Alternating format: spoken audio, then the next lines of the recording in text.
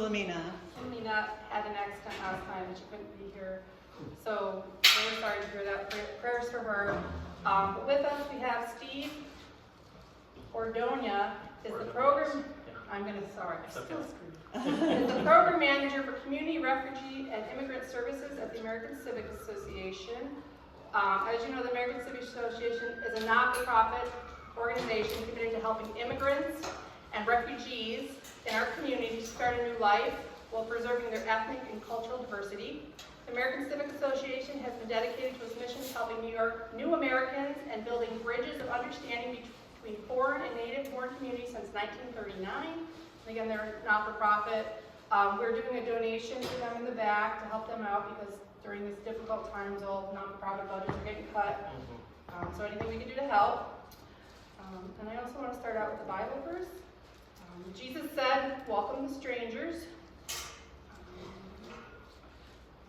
And Matthew 25, verse 40. Truly I tell you, just as you did it to one of the least of these brothers and sisters of mine, you did it to me.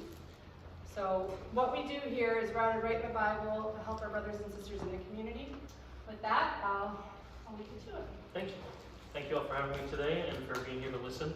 I'll just give you a little bit of background on me so you understand why another white man is talking about immigration topics and everything like that. I think it's important to contextualize what I'm doing here as well. In October of 2023, I was hired on at the American Civic Association to head their refugee resettlement program. The federal national program where we received approved applications from people who were fleeing their home country for demonstrable reasons like ethnic cleansing or gender-based violence or religious-based violence. And those applications would be received by the United States government, reviewed, they'd check over for proof of, danger to life, and then they would approve those cases, and then they would go into a pool where the ACA would receive some of those clients to settle here in Broome County. As part of that program, we were the entire lifeline for refugees for their first 90 days here in Broome County. We literally, my team would pick them up from the airport on their very first day. Not from the Broome County airport, we all know that's difficult to schedule with. But we did bring them here from the Syracuse airport. And we would work with them on housing, we'd work with them to get their children enrolled in our schools, to get them jobs, to get them clothes and cell phones, and basically everything we could on a super tight budget. Nonprofits and churches share budget concerns, so I know you all understand. But this was my life for most of the last 2 years, really. We resettled in my time roughly 77 individuals in the southern tier area, ranging from 2 years old to 60, from all different countries, a bunch of Central and South American countries, a bunch of people from the Middle East, some from Central and North Africa. And so those clients, even though their program was only a 90-day program, as mentioned, the ACA has been here for 85 years. And so even when their resettlement program ended, we retained these people as clients. We continued to help them when they needed new homes, new apartments, needed to find new jobs. We were there for them. So for the last 2 years, I've just had an ever-growing client list of immigrants and refugees in the area. And we've really seen the shift in challenges that they're experiencing from when I started in October 23 under the previous administration to January 2025, my program was paused, and then effectively our contract was ended last April. And so we've been navigating these challenges of loss of government support on top of everything else that's kind of been happening in the community here in Broome County. Just a few other things that have been happening in the area. Our sheriff is one of the first sheriffs in New York State to sign an agreement with ICE to assist them with providing permits and providing information to ICE for them to apprehend individuals who are here. We were the only resettlement agency in the southern tier, so any refugees that were depending on the ACA for funding and assistance had nowhere else to go short of either North Country or back down to the city. And so we've kind of been experiencing these side by side. We've been lucky in that as an agency, we've only had one verifiable report of one of our clients being deported. But that is a verifiable report. That has happened here in our community.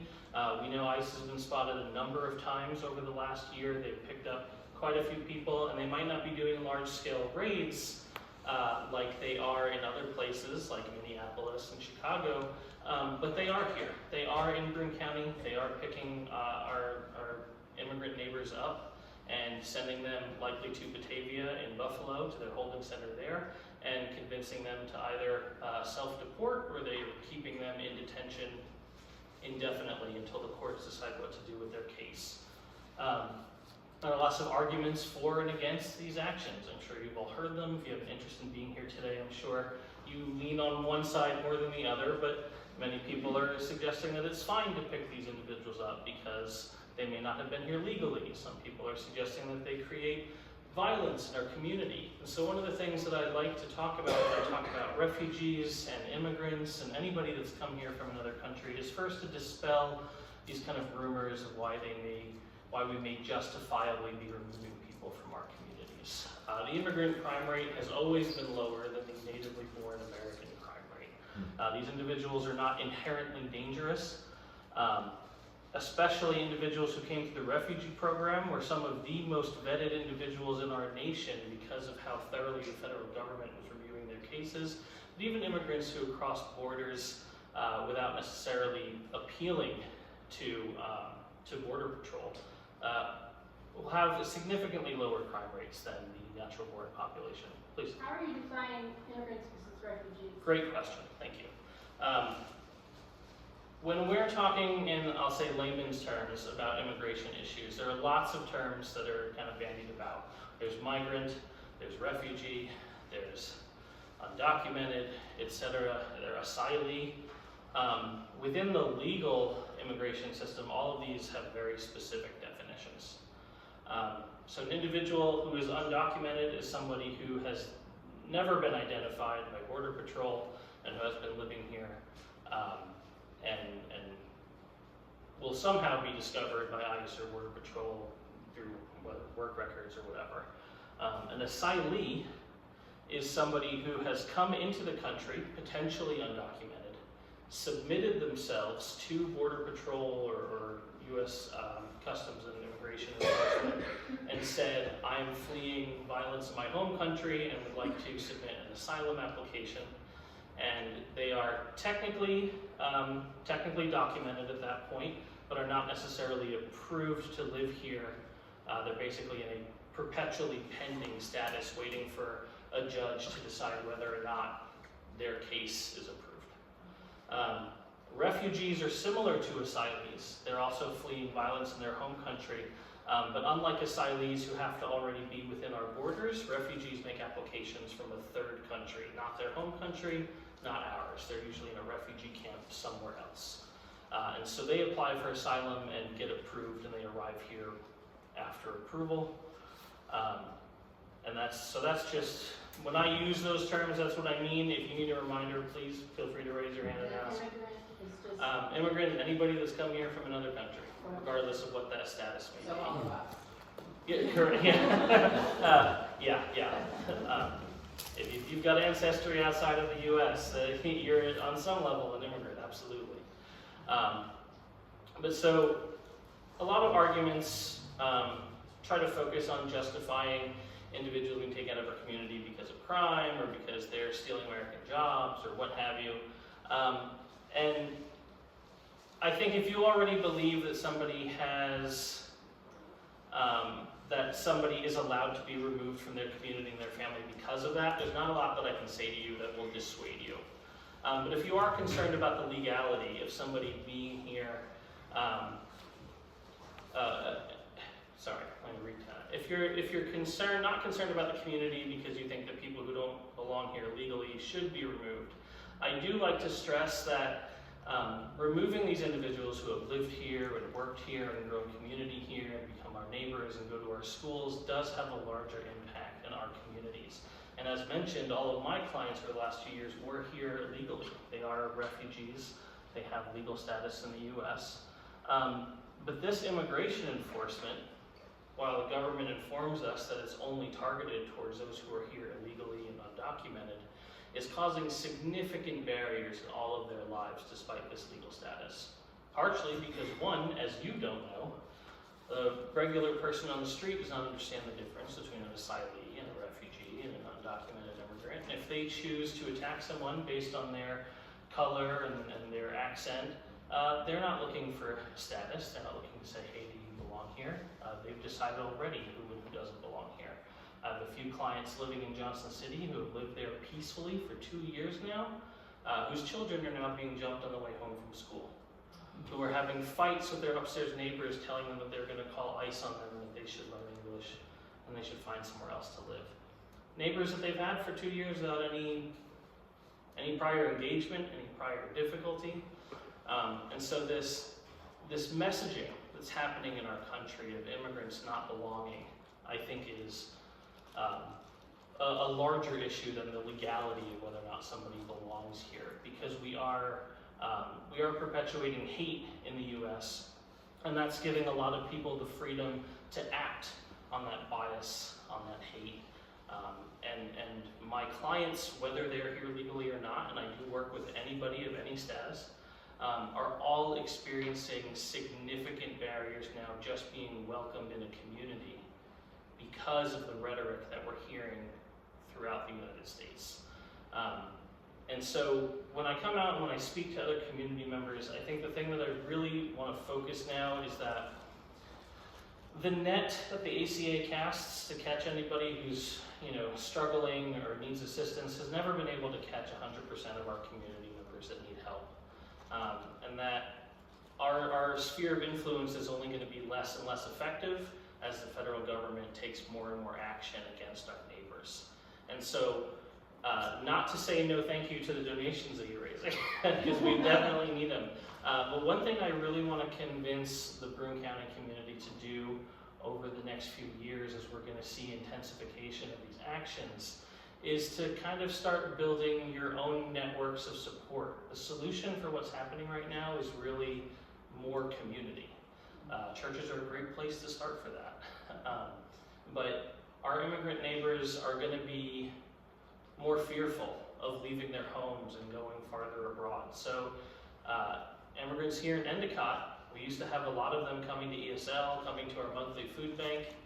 We're seeing a lot less of them now. So are we in our food pantry? Right, yeah. Could we drive to them? If we have their information, I don't know.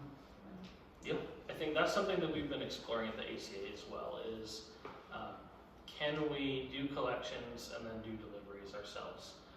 Can we change services to be remote so that we can work with you and you can stay in your home and not have to worry about getting on the bus or exposing yourself to Border Patrol or the Sheriff's Office or what have you.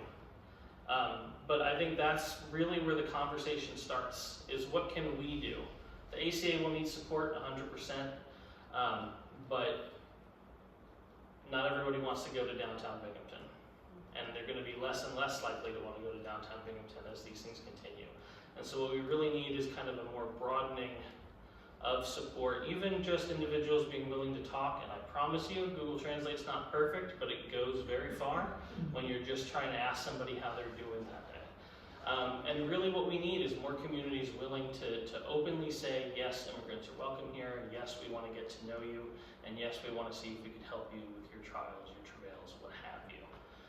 And so that's really my call to action for you today, is to speak amongst your networks, amongst your church, amongst your neighborhood, whatever community groups you're a part of, and see what you can do to help the immigrant neighbors that are living around you. You don't have to make big, broad gestures. If you're living next to a Sudanese family, asking them if maybe they just need assistance getting to the grocery store could be life-changing for them, could do a lot to settle nerves, settle stress, and build a relationship that both of you are going to benefit from in the years to come. That's basically my spiel. I don't have a lot to say. The ACA is unfortunately not operating at full capacity right now due to issues that we've had with grants and other financial concerns. So even in Binghamton, we've had staff who are furloughed, myself included. So we're not acting at full capacity right now either. So we were already asking the community to kind of see what they could do, but that need is so much more intense right now because this is the critical moment. This is the inflection point, and we really need Broome County to step up in whatever way they can and say, yes, we're here for the immigrants who helped build this country, who helped build this community, and to let them know that they're welcome here and they can find support. Are you still doing classes like the ones that were? My understanding is the ESL classes are still going. Those are held through Binghamton City School District. So they rent out our basement, and so as long as the school district is still going, they should still be doing the ESL classes, and that's Monday through Friday. What part of the government you were being had some funding from government? Yes.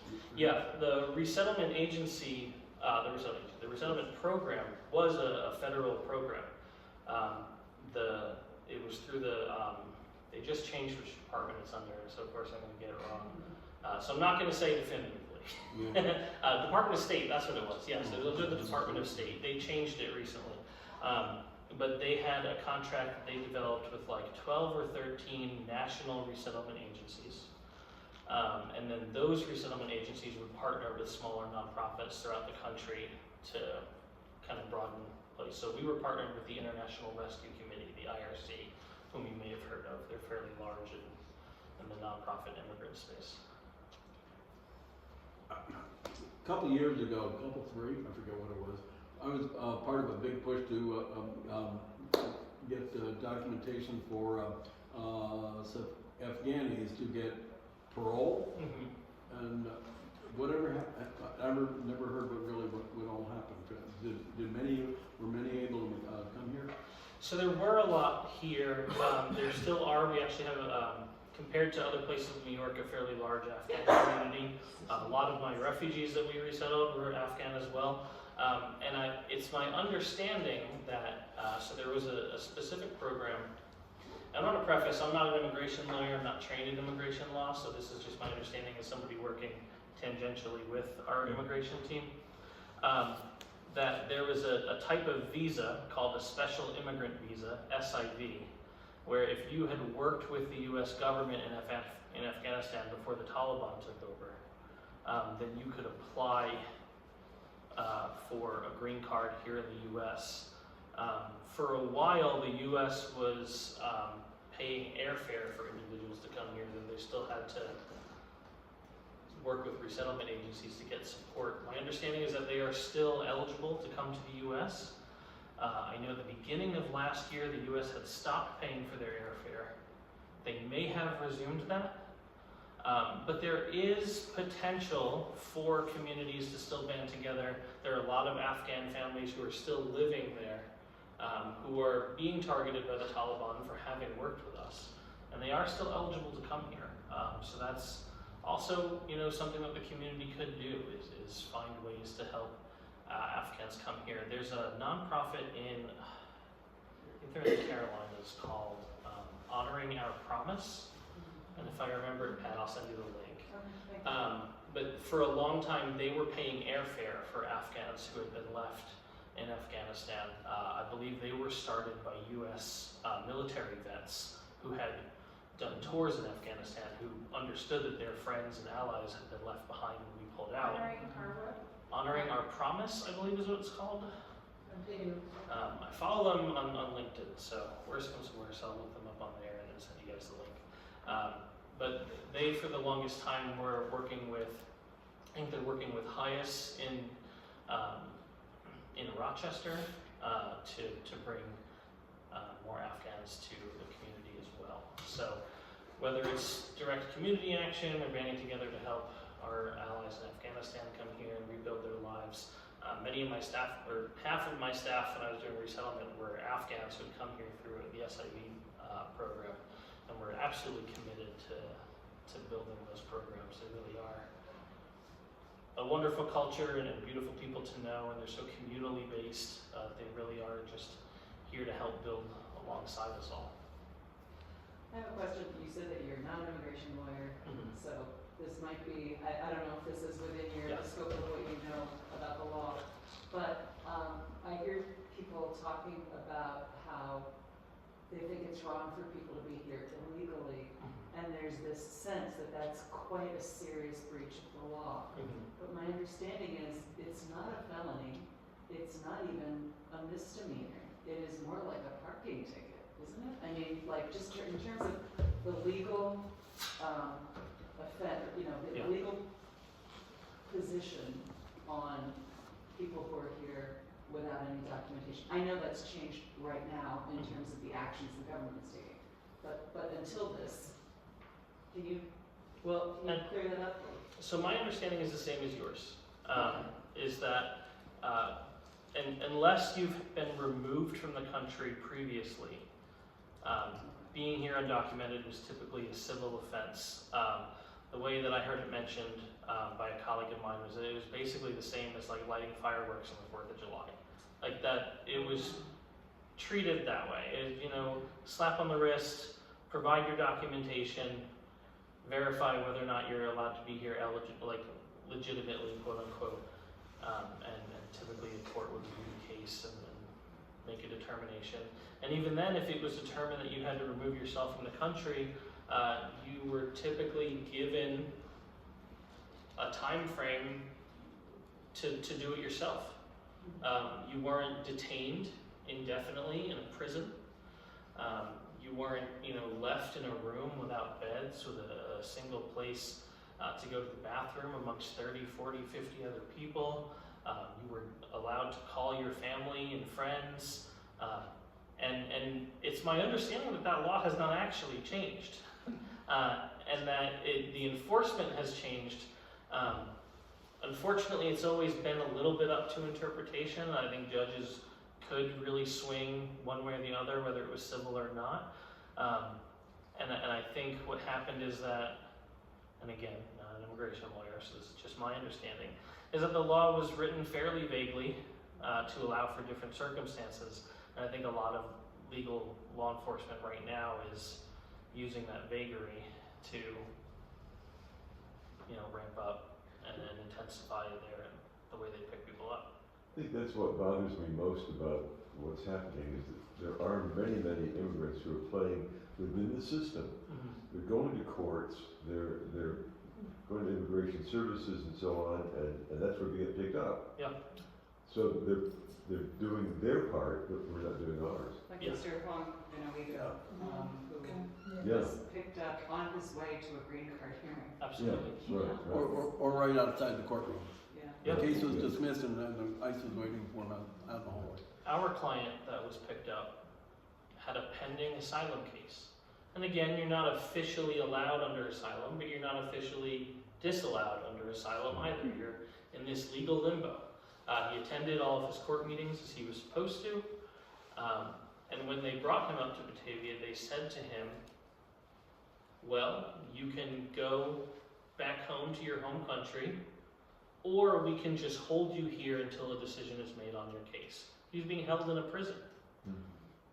And it's just as you said, he was doing everything he was supposed to. All these things that you're supposed to then be allowed to live your normal life, have your job.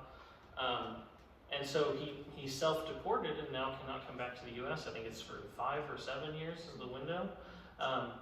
Because he didn't want to live in a prison until a judge decided that he was allowed to be here in the U.S. So it's this way that they influence individuals as well, forcing them to self-deport.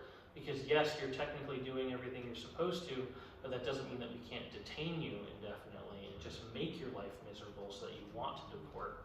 But there's another side to that also. The administration has attempted to end temporary protected status for a number of different ethnicities over the previous years.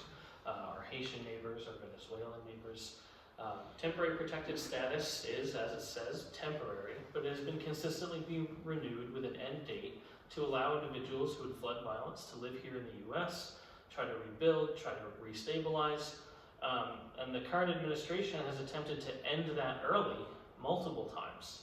And so not only are they taking people who had been here quote unquote illegally, they're taking people who followed the systems approved by the Biden administration and the Trump administration and the Obama administration before them and saying, oh, well, actually, we just don't recognize that anymore. So you were here legally yesterday, tomorrow, now you're illegal. And it's impossible for the layman to keep up with. And if you're not used to living in this country, you already don't understand immigration law. You live in the country, you don't understand. Yeah, that was my follow-up. Yes, those folks that were here under TPS, what was their avenue to getting a true legal status? So that's a permanent legal status, I guess. Yeah, that's a good question. I don't know for sure that there was one. I know that the last great immigration reform in the U.S. happened in 1986. At that point, they naturalized a whole bunch of people who were here undocumented.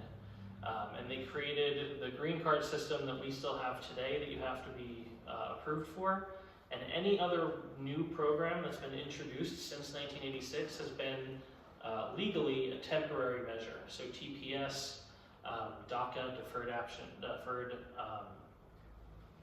I can't think of the second A word.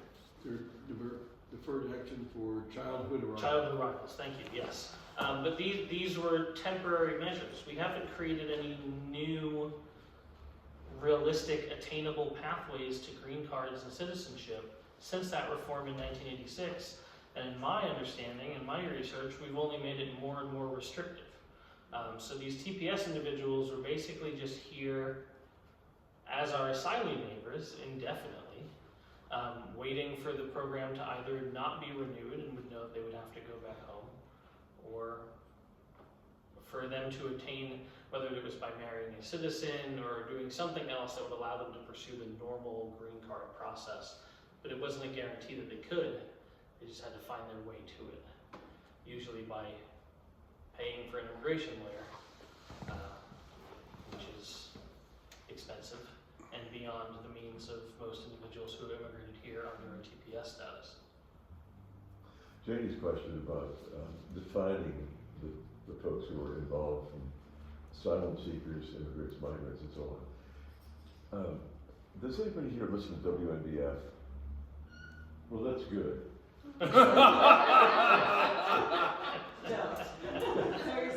You know, it's like Fox News.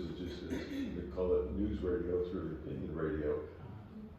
But in the morning, when I'm getting up, I often turn it on for local news. And when I hear the talk show come on, they refer to them as illegals. You know, not the host, he's kind of moderating, but the callers. And I think, you know, if you were listeners to this far right stuff, you have to call in and give the other side. We have to be advocates. Yeah. Because these callers feed on one another. And because they're listening to the far right radio stuff that's syndicated through the day, that 3-hour morning show brings these same folks out, and again, they're just terribly ill-informed and prejudiced, and every once in a while Matt Ryan calls, you know, the other side. Yeah. So you know, once again, I just think we have to, if we can't do it on the radio and give that personal opinion, I think we have to do it in the store, we have to do it in the church, we have to do it wherever you are. Yes, Maybe absolutely. a TV show? Yeah. Well, you know, and Joe Selapak had some folks from ACA on just a couple of weeks ago. So yeah, He has a TV show for the county council church. Yeah. Oh, okay. That's why I'm thinking. Yeah. That's awesome. Part of the reason using the term illegals is dehumanizing them. Yes. That's the Yeah. biggest thing is to They're not make people. us versus them, that Yeah. they're not. It Absolutely. creates this hate, They're- this racism that we didn't have as bad a couple years ago, and it's Well, getting you worse. know, it amazes me how quickly it rose to the surface. So obviously it was there and I was completely oblivious to it most of the time, I guess. Because, I mean, this isn't new. These It people wasn't are okay entrenched before, in now it's okay. They are. It has existed for, you're right, because even prior to the current administration, during the race between Molinaro and Riley, Mark Molinaro was sending a lot of anti-immigrant rhetoric into our mailboxes. And then we were starting to have a lot more conversations with people when we were out and about the community asking us about illegals in the way that, I talked to my friends in Texas and they were like, yeah, that's every year for us. But I had lived in New York my whole life and I'd never seen rhetoric this strong in a political race. And that was kind of new for me. But it has been here for, on the surface for 5 or 6 years. It's been boiling underneath for much longer than that. And the hatred and the language, when you try to speak up in support of these people, the vitriol that you get thrown back at you. No. Would these people say this to my face? No. Would they stand there and call me the names that they call me to my face? Probably not. I don't know. Yeah. These days, I don't know. But it really concerns me. I mean, especially with, all the information that they can gather. Are they gonna show up on my doorstep? Are they gonna, start sending me pizzas? I don't know. It's scary. You want to speak up. But, I'm afraid what they could or would do, depending on how you speak up.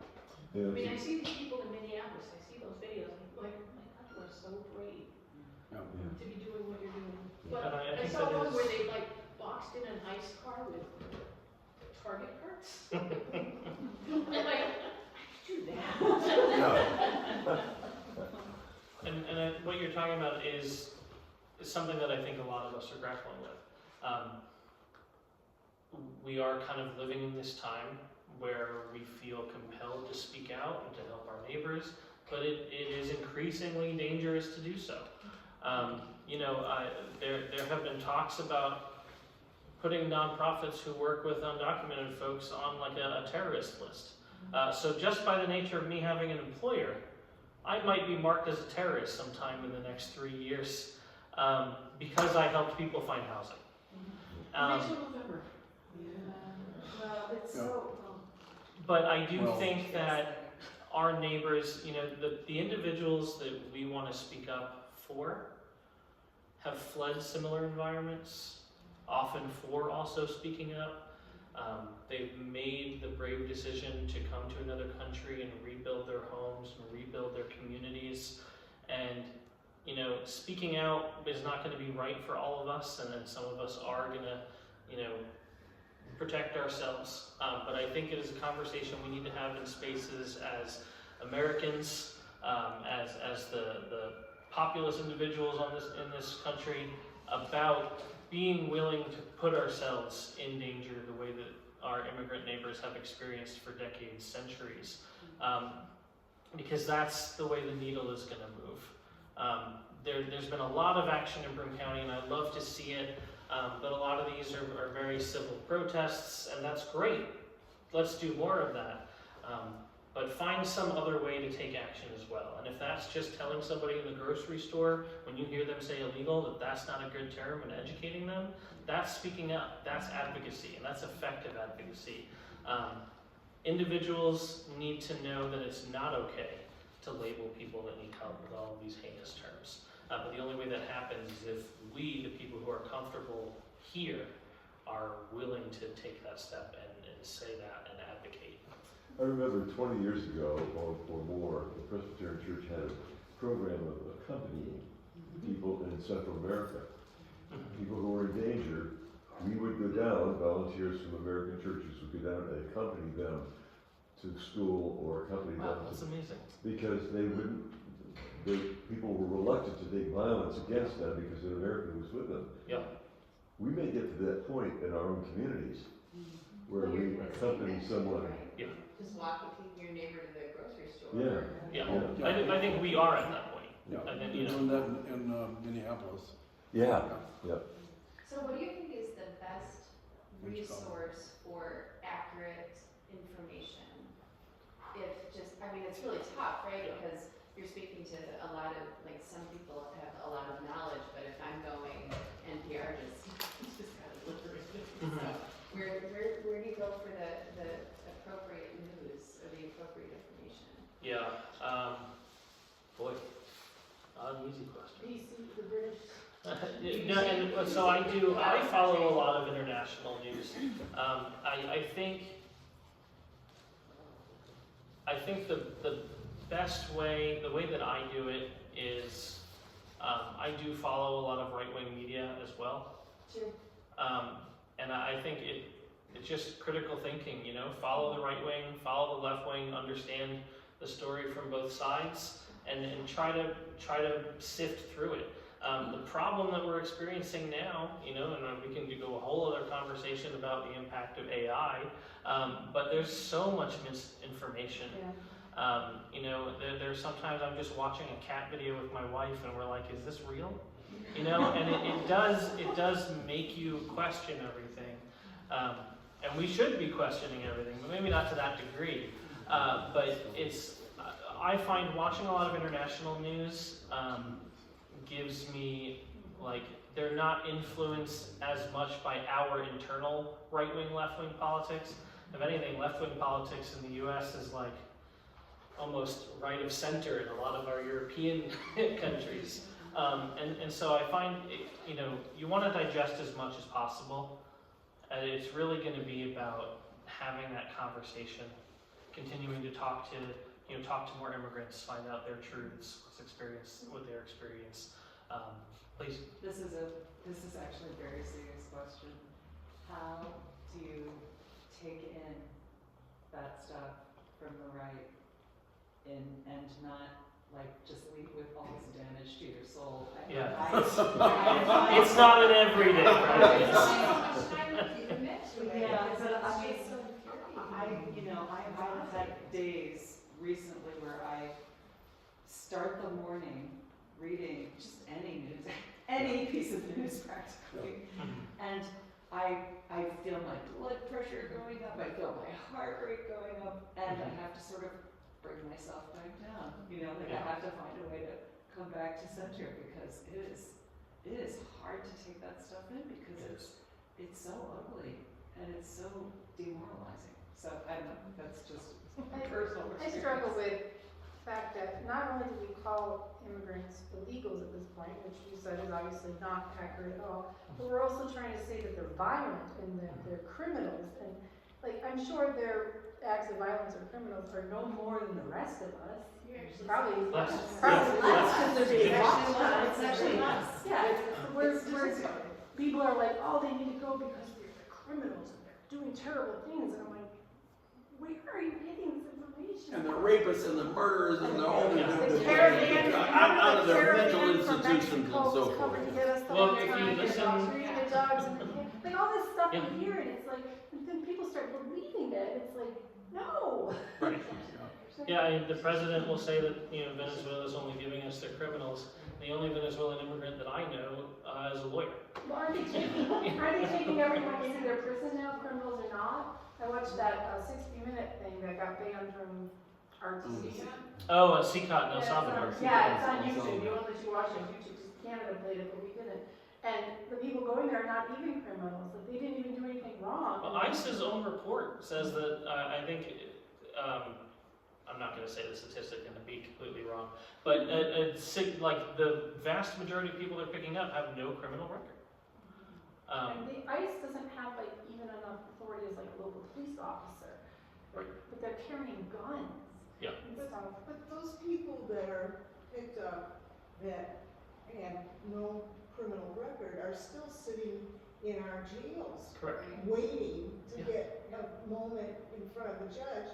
And we as taxpayers are footing the bill. They say $80,000 a person per year. Because we have the jail administrators here last time with the public And the defender. Broome County Administration Yeah. just approved the deal for another $2 million in their budget. So The they're sheriff's all department. we're paying all this money to have them there when they could be in the community paying taxes. Yeah. And the sheriff is saying he's making $122 a piece for everyone. Which is apparently how much the sheriff values life. Yeah, Yeah. well, I think that's his money, and Yeah. he's using ours to pay the bills, is Yeah. what I think is happening. So do you have a sense of how many people, I know it's difficult because there's going to be a lot of people potentially here that are not here documented. Mm-hmm. Do you have a sense sense of the ratio of like refugee to asylee to undocumented? Because that's the vitriol that I get. We gotta get rid of these people for, because they're criminals or they're mentally ill or whatever. But they're also not here Jobs that we would never want Yeah. working if we. Right.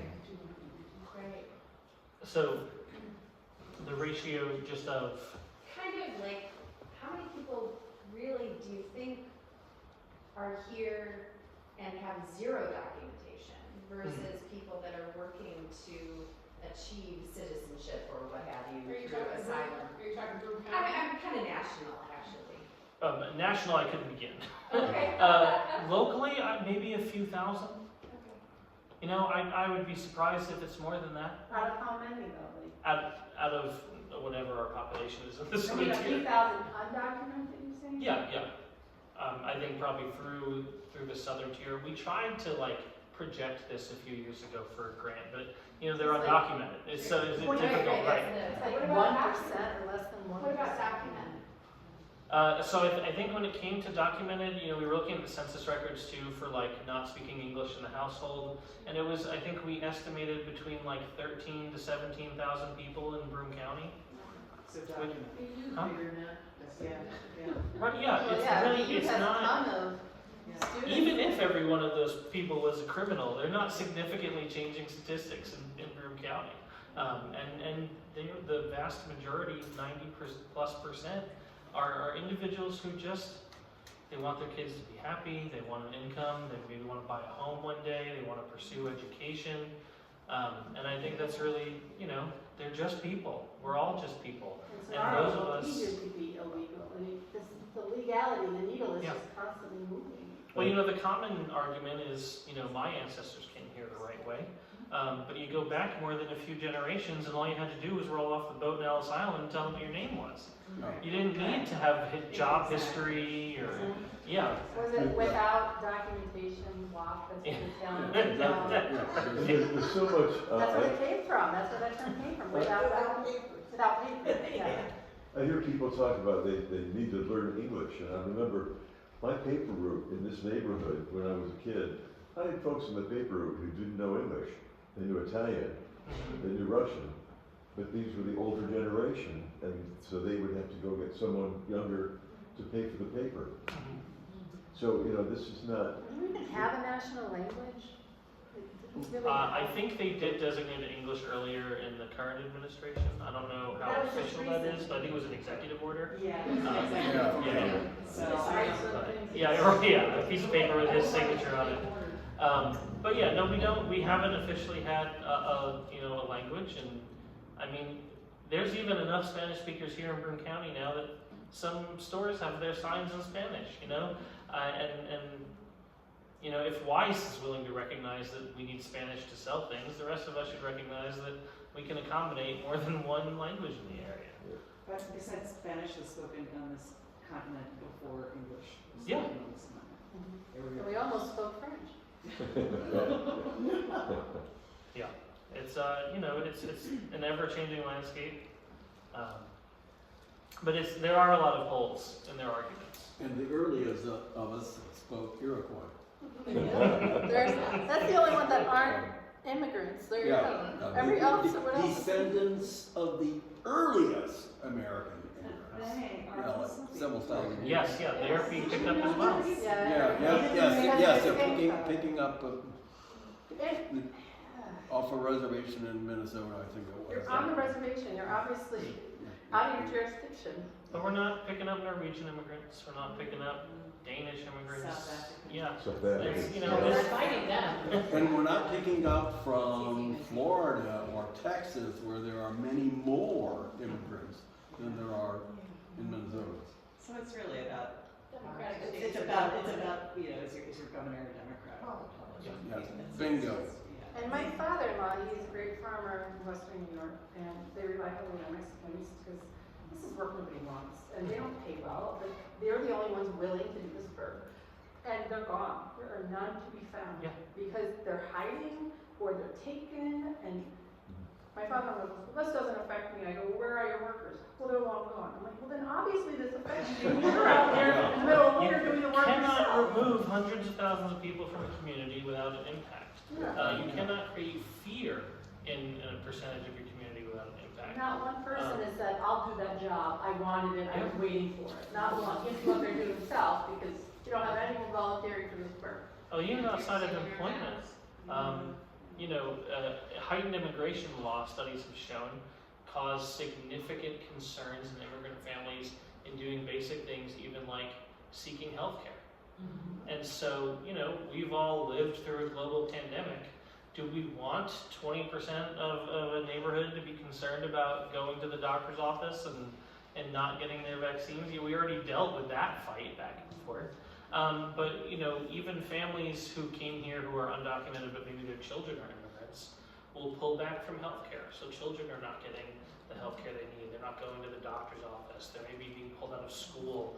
I was reading earlier today that a lot of Minneapolis schools have gone remote because they have so many children afraid to go to school that they can't get anybody in the classroom. But remote education, again, as we saw during COVID, is not great. And so children, right, even U.S. citizens who are going to school in Minneapolis, these children, are now having to live remotely at home and getting a less good education because of this fear that is impacting our neighborhood. And that's why, just to keep belaboring this point, it's so important that we continue to push back on that fear here in our homes and our communities.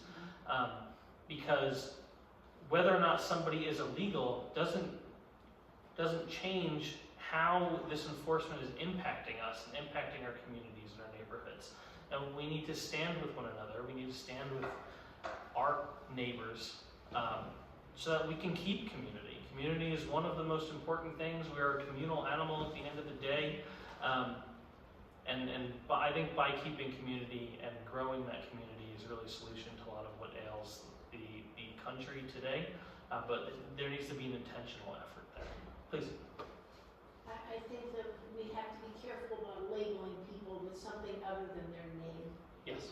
Because we are so many ways we are alike. We all have noses and eyes and blood, but we keep looking for the differences instead of the likenesses. But I'd like to share something that a family that we know, that happens to be Jewish, sent on their holiday card. They said, wishing you and yours a year of love, life, and resolve. May you resist where you can and find hope where you need it. So That's good. One thing one of my friends who's from another country told me, he goes, hey, so I'm Italian. He goes, well, you're not, you're American.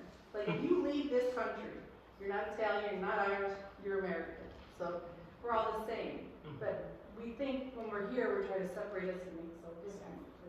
We're not, we're the same. So I wanted to bring back what we can do. So some of the notes they took down is obviously build community. And our churches are open to all, both the churches, this is Northminster and Union. But the problem is people are too afraid to leave their house, they're too afraid to go to church. We do offer online services, both churches, every week, so you can let people know if they want, they can be done online. We both have child pantries, both of our churches. And if people aren't willing to leave their house, then maybe some of us can volunteer to drive to them.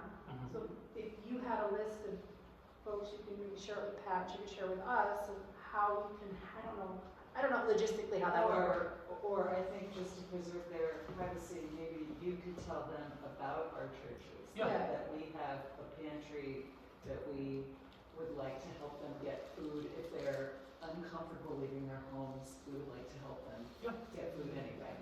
So, I think that might work better. Yeah, I mean, that's why I'm leaving this up to you to know, because it's a sensitive thing. We were actually talking about that at our pantry tonight. Our Spanish speakers have been kind of absent. Yeah. But several of them were there this evening, so we welcome them back. Yes.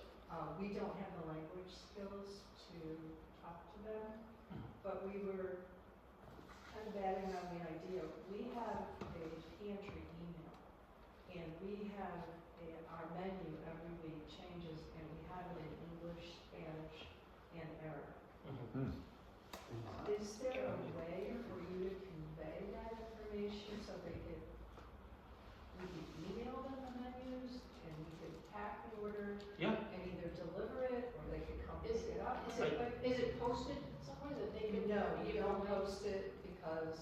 we don't have the resources to have unlimited. But I do have about 6 people that I email menus to every week. I pack it, they come real quick before we open, they pick it up, and then they go home. But we were trying to figure out how to reach out to these folks. I didn't mean for it to be a public website, by the way. If you create a website that has some weird thing that it's hard for someone else to find, but he could share that link, and then you could go to that link every week, and those people could see the link rather than sharing an email.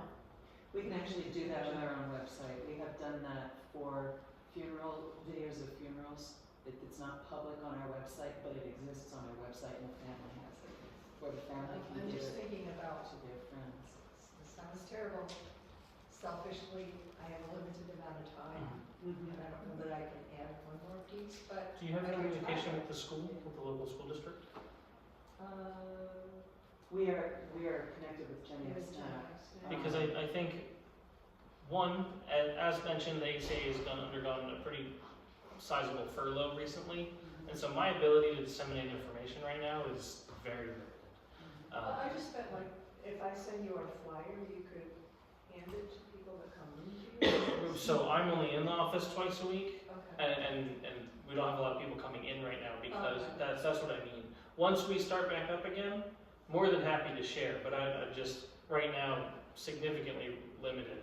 But also, one of the big things that I was doing with the resettlement program was speaking with the English language learner departments in the different school districts, and also the social workers in the different school districts. And they can tell you, how to connect with non-English speaking families who might need That's what Kylie. more services. Yeah. Okay. And I think that's a great place to start, A lot of ELL teachers are there because of that population, because they care about that. Social workers, I'm in school to be a social worker myself, so I'm biased, but social workers are typically there to assist. And speaking with them, and that's kind of what I meant earlier as well about making the connections within your local community, is really where I think everybody should start. The schools have been such a boon for me. Johnson City has so many new languages that they've never experienced before in the last few years. I know Maine Endwell did like a multicultural day last year. They had far more countries represented than I ever expected for Maine Endwell. And so I know they were trying to work with us on a pantry that they have, getting connected to families who had immigrated here as well. So they definitely have a population. That'd be a great place to start. A friend of mine is a librarian at GFJ. I know she says they got a lot of immigrants there as well. So having some messaging there as well, if you don't already. Southern Community Center, we get a lot of people from Yeah. different backgrounds, and YMCA. If you have a flyer, I can give it to one of the animal teachers at Maine Endwell, see what wrong. Okay, I didn't bring it with me, but, yeah. Okay. And maybe I think you made a good point when you added, and you could all that, libraries. I'm a retired librarian. But because I'm also a school librarian, because not all of these families have children. Right. So we have to remember that it's a really good place and there's a lot of need, particularly growing children need the right nutrition. But we can't forget that not everybody has a child. Yeah. So we gotta look for other parts of the community. Other ways to find Where else do you get a sense that people are congregating? That's Or tough. their own Yeah. community? Do you have a sense? So the libraries really are great. All the libraries are a ton. Mosques, absolutely. I know the Islamic Organization of the Southern Tier, the largest mosque in the area. Almost all of my Muslim clients were going there once a week. And so if you have services that you're trying to make eligible for this specific population, that's a great place to start. The imams there may be aware of families who are particularly struggling that they can connect you with. It's really always going to be about reaching beyond that comfort zone. The language barrier is scary. I know, I deal with it every day. But it's, a big thing about immigrants as well, so many of them understand more English than they can speak. And just speaking to them with respect and understanding and knowing that I'm not multilingual, but I have built really, strong connections with my clients over the years. Google Translate, again, is imperfect, but if it's just, hi, I'd love to be able to help you, what are you working with right now? It'll get the message across. It's good. I was in Florida and our taxi driver, we were put in the Uber, the wrong hotel. Mhm. He only spoke Spanish and I only spoke English. We figured it out at Yeah. midnight with Google Translate. Yeah, it's great for Spanish. I would honestly We got like the it. right hotel. I will endorse it for Spanish. I know enough Spanish to know that it's good. Arabic, we still struggle quite a bit, but it will get the message across. It will go, hey, what can we do for you? And if you start to get enough of a population that's maybe worth investing in a language line, they're, again, imperfect, but they really help bridge a connection in a way that you can't when you don't speak more than one I language. definitely think we can even just email some of these flyers for our stuff to the libraries, to the schools, to the community centers, just to get the word out that we have these food pantries available. And if she has the menu in different languages, that can go for them to post it. We don't have to physically go to each place and walk around and do Well, I that. know But we can email the folks that can put it on their boards. Our pantry is small though. Yeah, theirs is a little bit bigger.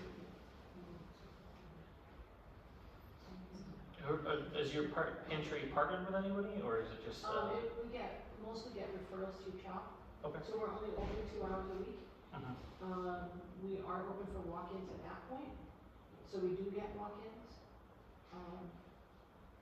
But mostly we're limited just in space and in manpower, Mhm. people come. Theirs is the house right next door, that's the food pantry. And theirs is open on Wednesdays from 3 to 6, is that correct? Yeah, Wednesdays. Your pantry, when is it? Wednesdays. 4 to 6. So it's only 2 hours a week throughout the week? Right. No, so theirs is only 2 hours a month. Okay. Yeah. How many people did you have this morning? I thought it was Tuesdays and Fridays. Yeah, it's Tuesdays, Isn't it Friday also? 6 to 7 at night. Email your flyer out. Fridays are 12 Send to it 1. to a couple of meetings and 2 1-hour blocks. 2 days, 1 hour. I'll email you. Can you explain what a pantry menu is? I don't understand what you mean by that. It's just a shopping list. It's broken down by the, New York State Health Department has food categories. And they need to get so many grains, so much protein, so much dairy, and so much fresh fruits and vegetables. And it's based on family size. So it's all broken down, corn, applesauce, all of that. And they just check off what they want in the packet and then take it out to the car. So you're not paying attention to the new USDA food pyramid? No, we're. With red meat right on the top? Yeah, we're heavy on the fruits and vegetables. I think there was shark meat and worm. But I think we could maybe use the idea of your menu with different languages and see if we could get from County Council of Churches to create a similar thing. St. Anthony's food pantry does that too, they also go.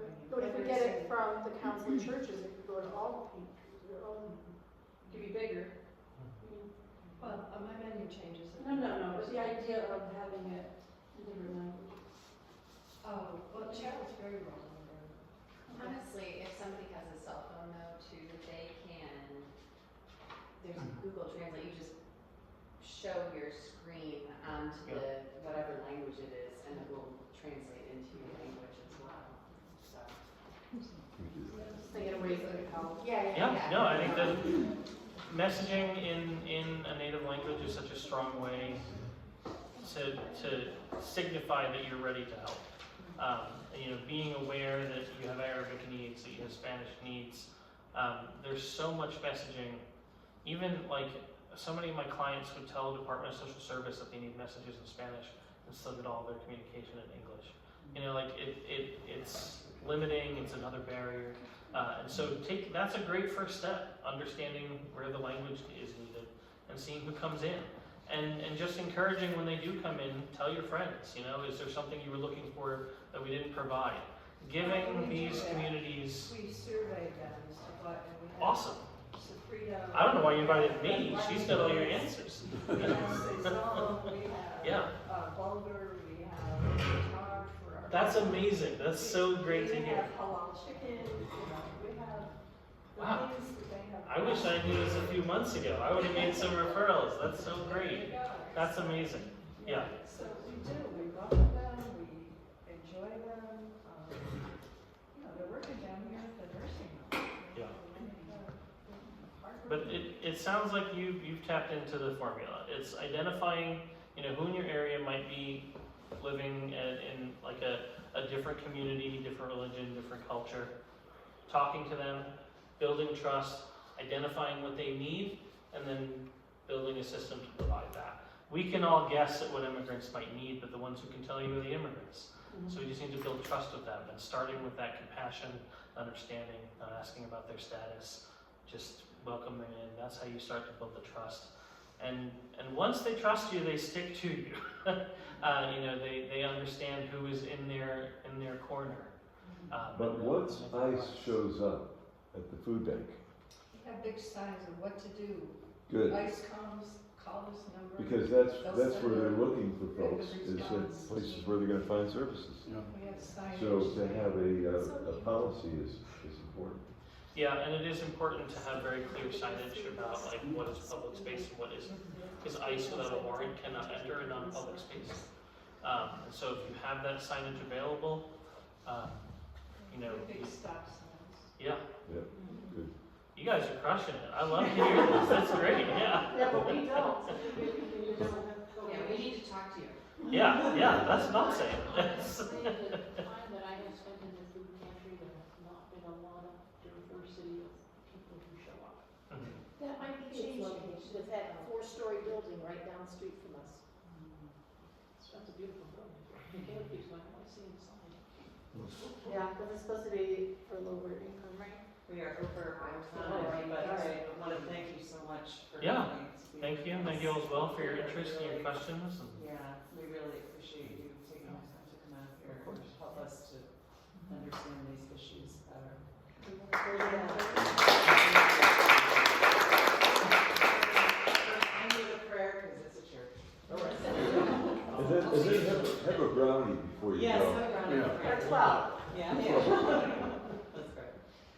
God, we thank you for this time of being together as community and thinking of ways we can expand that community and we can reach out to our neighbors and truly love them as we love ourselves. We ask you to bless all of the efforts that we are making to reach out to those in need. We ask you to bless all the immigrants in our community who are struggling in such a difficult time. And we ask you to help us to be good friends and allies. And we pray in your holy name. Amen. Amen. We are the light of the world. There you go. There you go. It's right there. We have a banner that says so. We have a banner that says so. That's right. That's right. Wouldn't it be worth it? Yeah, thank you, We have to Coffee. have our Yeah, thank service you. online. What if we have the rock stars? Oh, there you go. Thanks for